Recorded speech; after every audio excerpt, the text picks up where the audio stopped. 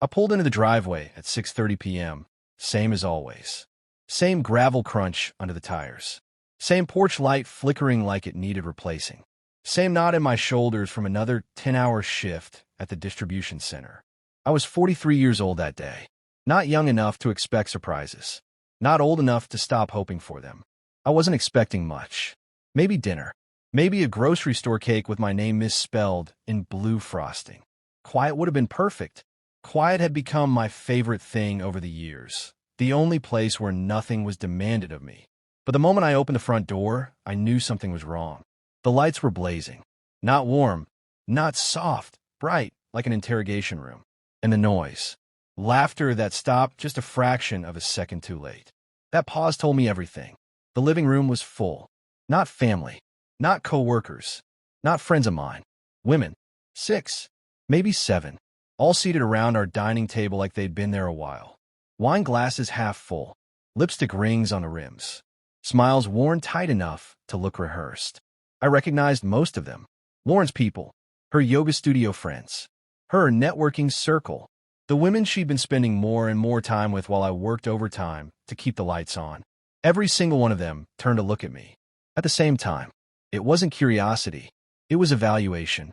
"Hey," I said, holding my keys a second too long, unsure where to put them now that my house felt unfamiliar. Lauren stood up quickly. Too quickly, smoothing the front of a designer dress I distinctly remembered from last month's credit card bill. $200. For a casual night at home, apparently. "Surprise," she said. But the word didn't land like a celebration. It landed like a challenge. Sharp, controlled, almost practiced. One of the women, Megan, I think, smirked into her glass. Another leaned in and whispered something, and the table rippled with laughter that didn't include me. That's when it happened. That quiet click inside your chest. The moment you realize you're not the guest of honor. You're the exhibit. I didn't react. Years of warehouse work and marriage had taught me how to keep my face neutral. I nodded once, walked past the table, and went to the fridge. I grabbed a beer. Cold. Cheap. Not even the one I liked. Just the first thing my hand touched. When I turned back around, every eye followed me. Like I was late to a meeting I didn't know I was scheduled for. Lauren cleared her throat. Not gently. Not nervously. She raised her voice just enough to command the room. "So," she said, glancing around the table before finally looking at me. "I've been doing a lot of thinking about our marriage." I took a sip, waited, and starting today, she continued, pulling out her phone, "we're setting some new rules." New rules. On my birthday. In my home. In front of an audience. She looked down at her screen and started reading like it was a company memo. "First," she said, "you need to start asking before making plans with your friends. I should always know where you are and who you are with." Several heads nodded. One woman murmured, "Boundaries." "Second," Lauren said, "you need to do more around the house. I shouldn't have to tell you what needs to be done. You should just know." I almost laughed. Almost. 50 hours a week at the warehouse. Overtime whenever it was offered. Home before her most nights. Cooking because I got there first. But sure, go on. And third, she said, pausing deliberately, lifting her eyes from the phone, "you need to contribute more financially. I'm tired of feeling like I'm carrying this household." That one didn't sting. It crushed. I set the beer down slowly, carefully, like any sudden movement might escalate something I didn't understand yet. "Contribute more financially," I repeated. "Yes," she said, crossing her arms. "We need equality." That's when the applause started. I'm not exaggerating. Actual clapping. Rachel, the loud one, started it. Tina joined in. Someone said, "Men don't get it unless you spell it out." Another added, "Structure is important." I looked around that table. At the certainty. Smug. Unshakable. Predecided. Like the verdict had already been reached before I even walked through the door. Lauren was glowing. Soaking it in. "So," she said, tilting her head, voice suddenly sweet. "Can you handle these expectations?" I took another drink.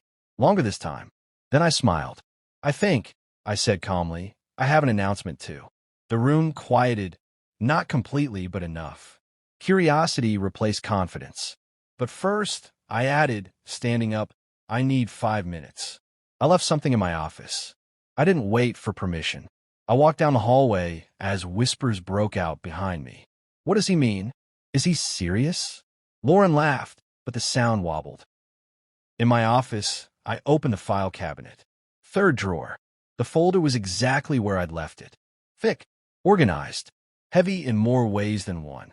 I took a breath, squared my shoulders, and walked back toward the living room, toward the smiles that were about to be tested, toward the assumptions sitting right where I'd left them.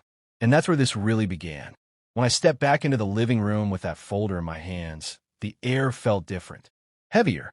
The chatter stopped mid-sentence like someone had cut the sound on a television. Every woman straightened in her chair. Lauren's smile froze. Not gone, just cracked, the way confidence does when it collides with uncertainty.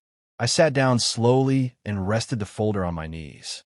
Since tonight is about rules, I said evenly, and contributions and fairness, I think it's only right we talk about facts. Lauren shook her head immediately. This is private, she said, voice tight. You made it public, I replied, not raising my tone. I'm just following the format. I opened the folder, pulled out the first page. A bank statement. Highlighted. Impossible to misread. Let's start simple, I said, looking around the table, not at Lauren. This is our joint checking account. 3 months of statements. Rachel shifted. Megan stopped smiling entirely. September. I continued.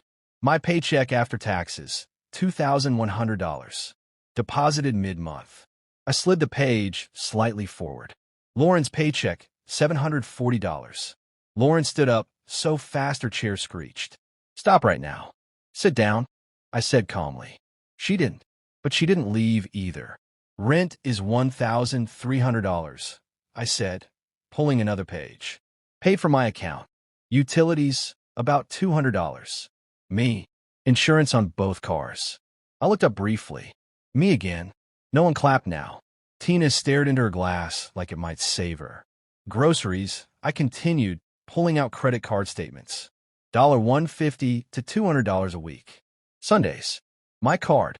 And yes, I added, I cook most nights. Because I'm home first. Lauren's voice shook. You're humiliating me. No, I said, meeting her eyes for the first time. I'm explaining. I flipped to the next page. October, I said. Same income breakdown. But here's where it gets interesting. I pointed. $470 at Nordstrom. $320 at a boutique downtown. $215 at a spa. Megan's brows knit together. Rachel leaned back, arms crossed. I work hard, Lauren snapped. I deserve to treat myself. With my money, I said quietly. Not money you earned, and not money you paid back. I paused. Let's sit. Then I pulled out my phone. And now, I said, let's talk about those networking meetings. Lauren's face drained of color so fast, it was almost frightening. These lunches, I continued, scrolling, weren't professional. I tilted the phone just enough for the table to see. Messages. Names. Repeated times. Who's Jason? I asked the room. Lauren's voice jumped an octave. You went through my phone. No, Irapia. Your phone lit up on the counter while you were in the shower. I didn't have to search. Silence crashed down. They're just friends, she said quickly. Nothing happened. Friends don't usually text about how miserable someone's marriage is, I replied, scrolling again. Friends don't meet twice a week during work hours. And friends don't do it on someone else's credit card. I laid the receipts out. Lunch after lunch. Places I recognized. Amounts I absolutely felt. Rachel stood halfway, then sat back down. This isn't what she told us, she muttered. No, I said. It isn't.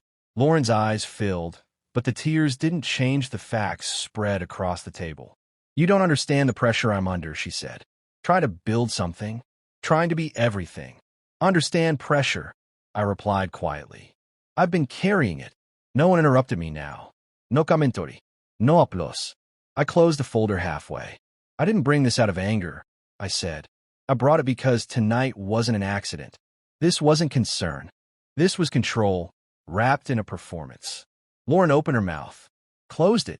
For the first time all night, she had nothing ready. Around the table, confidence cracked. Certainty drained. Glasses were set down untouched. Coats shifted closer to laps. And in that silence, with the truth finally sitting where it belonged, I realized something important. When stories are told long enough without challenge, people forget there's another side. Tonight, that side had finally shown up. The silence didn't break right away. It stretched, uncomfortable, exposed. Like everyone in that room suddenly realized they weren't sitting around a cozy dining table anymore. They were under fluorescent lights. No music, no filter, no script to hide behind. Lauren finally lowered herself back in her chair, but the confidence she'd worn earlier was gone. It hadn't cracked. It had collapsed. Her hands trembled as she reached for her wine glass and missed it the first time, her fingers brushing the stem instead of gripping it. I leaned back slightly, said nothing. That was the thing about truth. It didn't need volume. It just needed space. Rachel was the first to speak. Not loud this time. Careful. Lauren, she said slowly, choosing each word like it mattered now. You told us he barely helped with bills. She glanced at me, then back to Lauren. You said you were paying most of it yourself. Lauren's mouth opened, closed. She swallowed, eyes darting around the table like she was looking for backup that wasn't there anymore. That's not what I meant, she said weakly. That's exactly what you meant, Megan replied, her tone sharper now. No es mal. No sympathy. You said you felt financially trapped. I do feel trapped. Lauren snapped back, desperation bleeding through. I feel watched, questioned. Like every dollar I spend turns into an interrogation. I nodded slowly. I asked about a $400 charge once. I said evenly. Once. I leaned forward just enough for my words to land.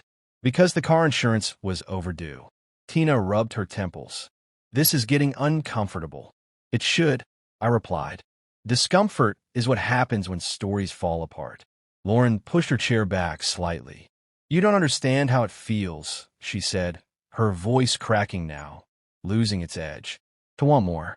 To want freedom. I understand wanting more, I said. I just don't understand tearing someone else down to get it. No one applauded that. No one argued either.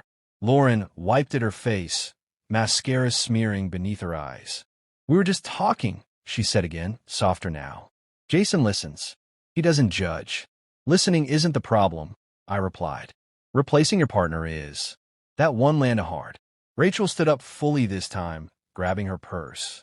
I think we need to go, she said, not looking at Lauren. This isn't what we thought it was. Megan followed suit. You told us this was about empowerment, she said. This feels like something else. Lauren looked around the table, panic flickering.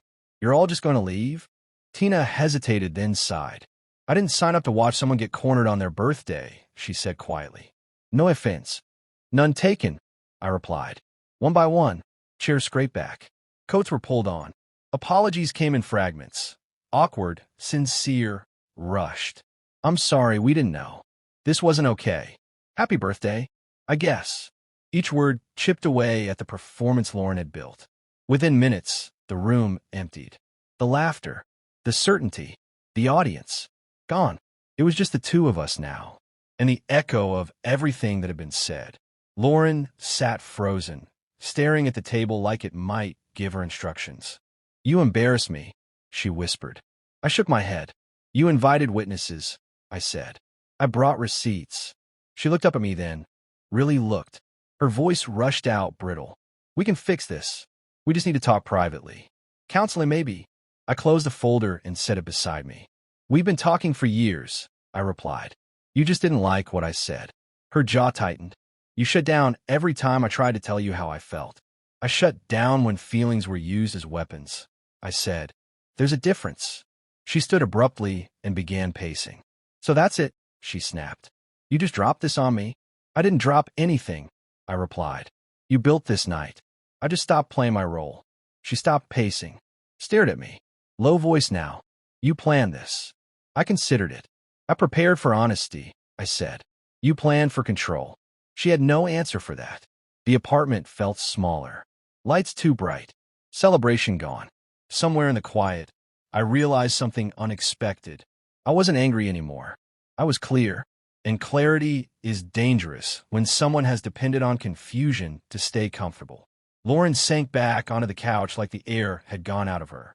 The room still smelled like wine and perfume, but the energy was stripped bare. For a long moment, neither of us spoke. Then she broke the silence. You didn't have to do it like that. I didn't have to, I agreed. But you chose to. She shook her head slowly, replaying the night in reverse, searching for a point where she could undo it. Please, she said, just don't make any decisions tonight. I turned back to her. Tonight already made them, I said gently. She sank back onto the couch, covering her face with her hands. I stood there for a moment longer, feeling something unfamiliar settle in my chest. Not anger, not sadness. Resolve. The kind that doesn't shout. The kind that doesn't ask permission. I picked up my keys from the table and slipped them into my pocket. Not leaving, just reminding myself I could. Behind me, Lauren's quiet sobs filled the apartment. No longer performative. No longer shared.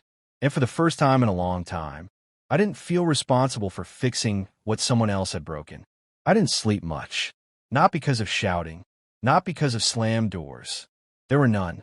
It was because clarity has a way of keeping your eyes open. Lauren cried herself into exhaustion on the couch. I stayed in the guest room, staring at the ceiling, listening to the quiet of a life rearranging itself without asking permission. Morning came without ceremony. Gray light through the blinds. Coffee brewed out of habit, not comfort. Lauren was already awake, sitting at the table. Red eyes, phone in her hands like it might save her. We need to talk, she said. I poured my coffee. Sat across from her. You've got a few minutes, I said. She nodded. I panicked last night, she said. I let things get out of control. No, it'll be You let them be revealed. She flinched. I can call everyone, she rushed on. Explain. Fix it. Tell them I exaggerated. That wouldn't fix us, I said. It would just be another version. Her hands tightened around the mug. So that's it, she whispered. After all these years of carrying what wasn't mine to carry, I said. Yes. Tears slipped down her face again. Quieter now. I feel like I'm losing everything. You're losing control, I said. There's a difference. She looked up sharply. You sound so calm. I am, I said, surprised to realize it was true. We sat there in silence, the kind that doesn't beg to be filled. Finally, she stood, nodded once. I'll start figuring things out.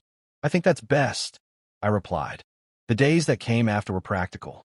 Dividing time, dividing space, dividing what little emotion was left without dramatics. Friends reached out, some awkwardly, some sincerely. I didn't correct opinions, didn't argue with assumptions. I let the truth exist without defending it. Lauren packed slowly, carefully, like someone touching objects for the last time. There were no explosions, just distance. One evening, as she carried a box toward the door, she paused. I didn't think you'd actually walk away, she said quietly.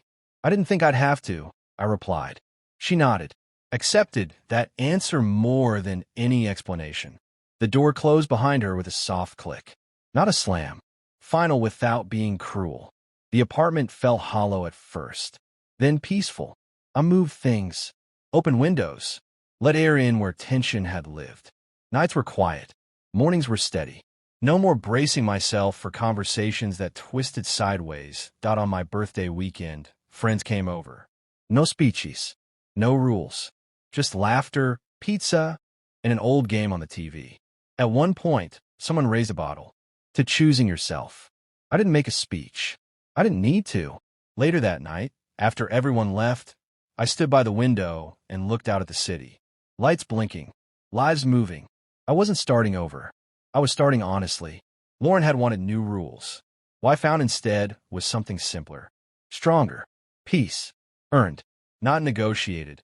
Sometimes, the loudest betrayal isn't cheating. It's rewriting the story until someone forgets their own worth. Sometimes, love doesn't end in a fight. It ends in clarity. And sometimes, choosing yourself isn't selfish. It's overdue. If this story hit close to home.